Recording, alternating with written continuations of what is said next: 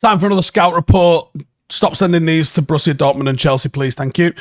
Bruno Fernandes has been an absolute revelation. I don't know why it's fashionable amongst some sections of United fan base to criticise him.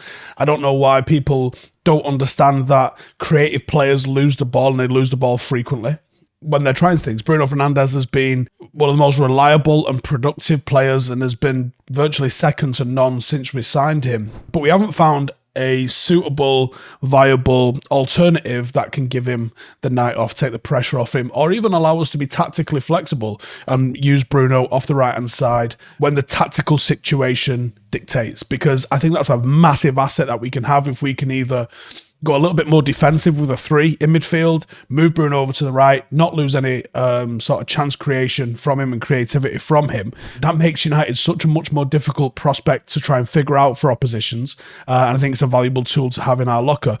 We also potentially need someone to cover for him so he can have a night off, or just should the worst happen and he gets a serious injury, we need to sort him. Donny van der Beek hasn't been able to be that man.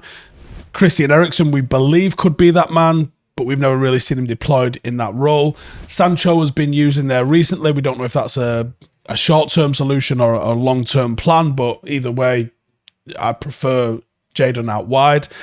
So it seems as far as the number 10 goes, it's Bruno or bust for United, although Wout Weghorst has surprised us all lately. So I think United need to be looking at options in this area. And there is a real dynamic option that's perhaps even got even more versatility, and that is the Ghanaian international Mohamed Kudus. You mean the lad from Ajax, Steve?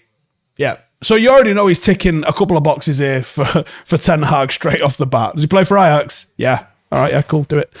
So he's got 15 goals and 3 assists in 30 games this season, which suggests he's a lot more of a goal scorer than a chance creator. So it would be a little bit different, at least to Bruno. Far more goals than assists. Bruno's a lot more evenly spread with his goals and assists. But he's a versatile attacker that likes to play just off the striker in a more sort of direct attacking role than the creating attacking role. And for Ajax of late, he's been playing off the right-hand side, which allows him to invert onto his left foot, and he can find teammates in dangerous areas, or what he's been doing more frequently is coming in and testing the keeper himself.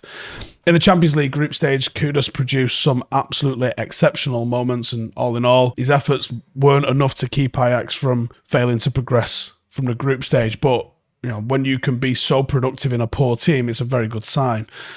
Kudus has obviously worked with Ten Hag while he was there, but he was brought there from FC Nordsjælland in Denmark. A reunion potentially could happen over the summer. United are apparently strongly linked to Kudus, which is what's prompted me to look into him and to do this video. And I think he is a player that could actually probably be a long-term replacement for Bruno Fernandes, or even potentially a backup for Bruno Fernandes.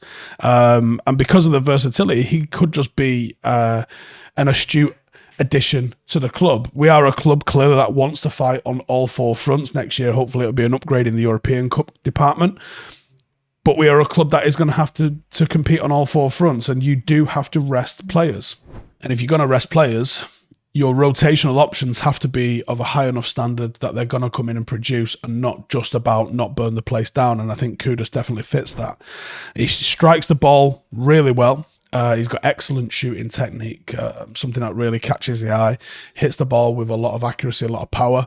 He's capable of progressing play by taking on his opponent, carrying the ball forward very aggressively, very good dribbler. And even though sometimes he has what can look like a bit of an awkward first touch, his physicality allows him to maintain possession. He's a little bit like Wayne Rooney in that aspect sometimes, where Rooney would take an aggressive first touch at times, but be able to just power through and control it. When he's dribbling, he seems to have the ball on a string, and his dribbling technique is absolutely fantastic. Very hard to dispossess him. Great core strength, low centre of gravity, good balance, means he can turn, stay on his feet, very quick.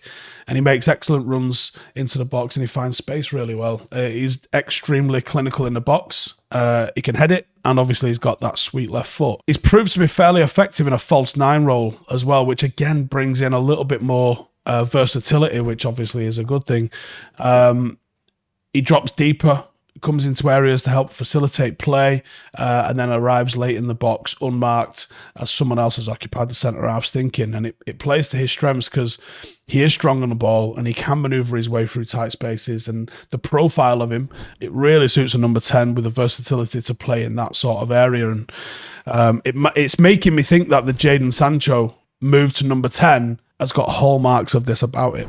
An outlier is whether or not United could potentially see Amad Diallo come back in the summer and utilise in the exact same way. In our heads, we sent him away as a right winger, but the way he's been utilised this season is a little bit like that, and a lot as a number 10 that sort of drifts into that right-hand side space to occupy that. And he's had some successes at Sunderland in his loan spell. And although it's not a huge priority, I don't think, there's going to be some departures, some big departures I expect in the summer. I believe a versatile number 10 that does it different to Bruno, as an option to Bruno, and also as a tactical flexibility option would be massive for us. And especially with Kudus having a value somewhere in the region of only 20 million euros, I think he would be a real astute addition. I don't know if United get him for 20 million euros because United pick up the phone, that costs us 20 million euros. I don't know if United get those sorts of bargains, particularly the person that or one of the people he's replaced in the Ajax team, we took off them for 100 million euros or somewhere in that region with Anthony. I don't know if they're going to be allowing Kudus to go for just a fraction of that. But good player. Interesting to see United linked with him. Not a shock to see United linked with him. Not a shock to see us linked with anybody at Ajax, in all honesty, because, well, for obvious reasons. But certainly a player that I think has got a lot of potential. Certainly a player I think could bring something different to Manchester United. And I really like what Ten Hag's cooking. I see him bringing in the right character and attributes rather than, he's a superstar and we'll figure it out. I really, really like that. And I wouldn't be shocked or disappointed to see the likes of Weghorst, Sabitzer, and a couple more unknowns like that permanently brought to the club to fulfill very, very specific roles. Exciting times. Hey, thank you for watching the video. If you are new around these parts, then don't forget to subscribe. My channel is proudly supported by my community on Patreon. If you'd like to get a little bit of extra content, a Discord group, meetups, five-a-side games, weekly podcasts, behind the scenes, and even an occasional bit of transfer news as and when I get it, then for the price of a pint, you can show your appreciation for the content that we make and get some goodies for doing so as well. Check the link in the description or click the button right here. You'll also find all of my socials here too if you want to follow me on any of those platforms. Nice one.